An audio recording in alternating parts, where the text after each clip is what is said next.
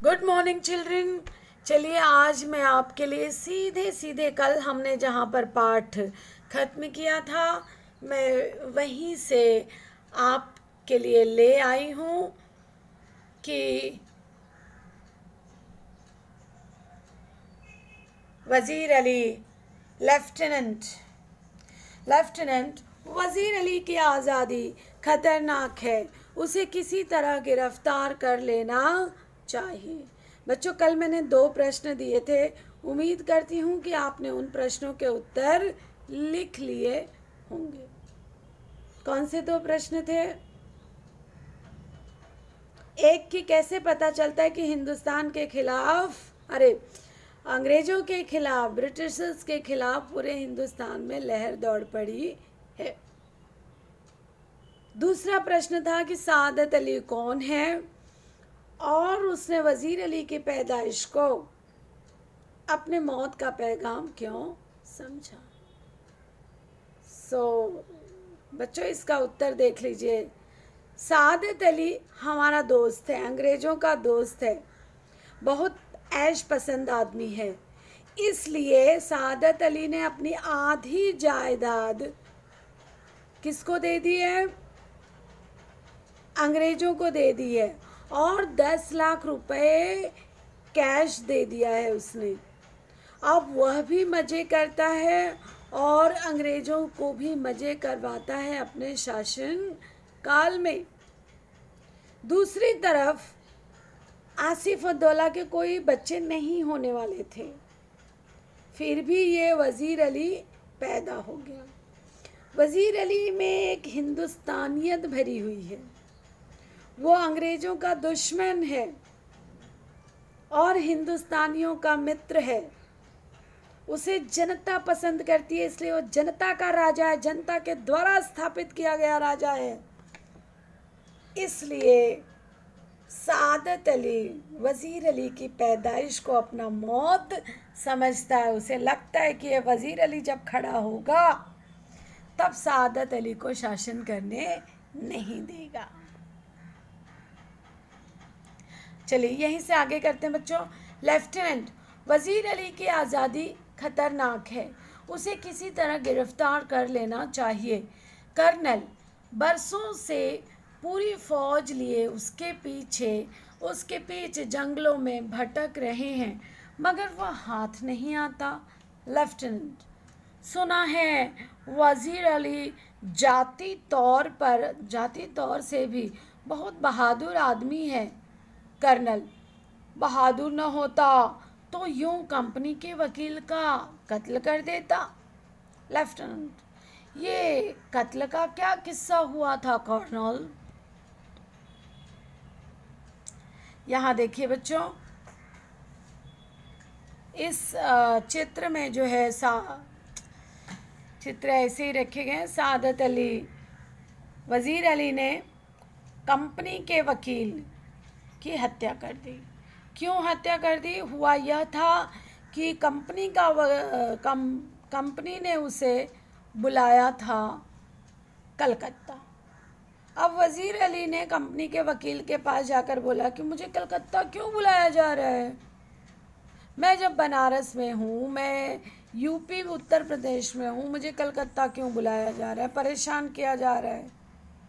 हाँ, तो वकील ने उसके शिकायत की परवाह नहीं की, उल्टे उसे बुरा भला सुना दिया। वज़ीर अली के दिल में यूं भी अंग्रेज़ों के खिलाफ कूट कूट करके नफ़रत भरी हुई थी। ये भरी हुई शब्द देखो बच्चों, मैंने ठीक से नहीं कर पाई हूँ, भरी हुई थी। उसने खंजर से वकील का काम तमाम कर दिया। कहने का तात्पर्य ये है कि वज़ीर अली किसी भी तरीके की गुस्ताखी बर्दाश्त नहीं करता है, बहुत ही जाबाज है, दिलेर है, निडर है। बच्चों आपको एक प्रश्न आएगा कि वज़ीर अली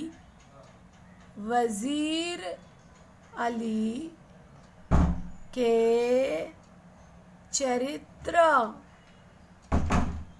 चरित्र की विशेषता, सॉरी ऊपर लिखती हूँ, हाँ बच्चों, विशेषताएं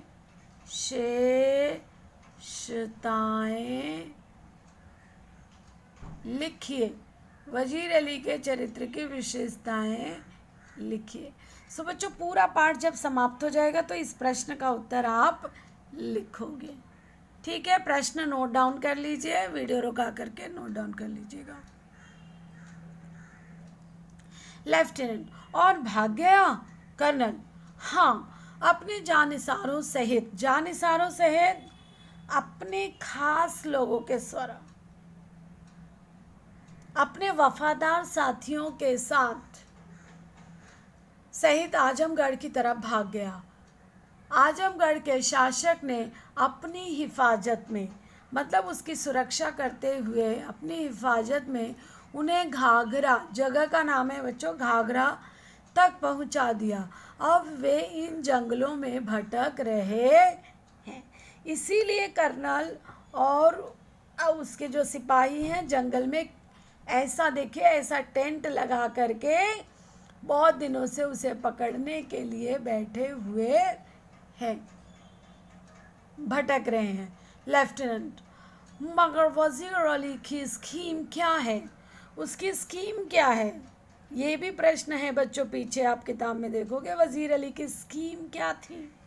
कर्नल, नेपाल पहुंचकर अफगानी हमले का इंतजार करे। अफगान से उसने किसको बुलाया था? अफगान के शाह जमा को बुलाया था हिंदुस्तान पर आक्रमण करने के लिए। सबसे पहले किसने बुलाया था? टीपू सुल्तान ने बुलाया था, फिर वजीर अली ने बुलाया था, फिर वो शाही जमा जो है उसने बुलाया था। सो इस तरीके से लहर दौड़ पड़ी थी अंग्रेजों के खिलाफ। इस प्रश्न के उत्तर में हमने लिखा था। सो उसकी स्कीम है कि छुप करके अपना शासन को तैयार करे, अपने शक्ति बढ़ाए, और जब अफगानी वहाँ से आक्रमण करेंगे अंग्रेजों पर, तब ये भी आक्रमण करके कैप्चर कर लेगा अवध को। नेपाल पहुंचकर अफगानी हमले का इंतज़ार करे, अपनी ताकत बढ़ाए। सादत अली को उसके पद से हटाकर खुद अवध पर कब्जा करे और अंग्रेज़ों को हिंदुस्तान से निकाल दे। लेफ्टिनेंट, मुमकिन है नेपाल पहुंच गया होगा। कर्नल, हमें अच्छी तरह मालूम है कि वह इन्हीं जंगलों में है। सो यहाँ तक बच्चों कहानी हो गई कि किस तरीके से कर्नल जो है वो इंतज़ार कर रहे हैं पकड़ने के लिए, कैप्चर करने के लिए। और इसी कहानी में जब दोनों लेफ्टिनेंट और कर्नल आपस में बातें कर रहे हैं, तब किसी तीसरे का प्रवेश होता है। एक सिपाही तेजी से दाखिल होता है, सॉरी ये तो सूत्रधार का वचन है। एक सिपाही तेजी से दाखिल होता है। सिपाही, दूर से गर्द उठती दिखाई दे रही है। सिपाही सलाम करके चला जाता है। कर्नल, क्या बात है? कर्नल, सिपाहियों से कह दो कि तैयार रहें। कर्नल, खिड़की के पास आकर, हाँ, एक ही सवार है। सिपाही से, सिपाहियों से कहो इस पर नज़र रखे कि ये किस तरफ जा रहा है। लेफ्टिनेंट, खिड़की से देखते हुए, गर्द तो ऐसी उड़ रही है जैसे पूरा काफिला चला आ रहा हो, मगर मुझे तो एक ही सवार नज़र आता है। ये आपस में लेफ्टिनेंट कर्नल और उनके सिपाहियों को जो संकेत दिए गए हैं, इंस्ट्रक्शंस दिए गए हैं, निर्देश दिए गए, वो सब यहाँ पे बताया गया है इस स्लाइड में। सवार, अब यहाँ पर बच्चों सवार का आगमन होता है। ये सवार कौन है? क्या आखिर कौन है? क्या कोई खुफिया राज देने आया है? क्या कोई वजीर अली का शत्रु है जो लेफ्टिनेंट और कर्नल को वज़ीर अली के बारे में बताने जा रहा है? कौन हो सकता है?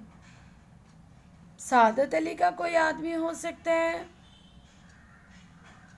ये देखने के लिए बच्चों आप मेरी अगली कक्षा में आइएगा।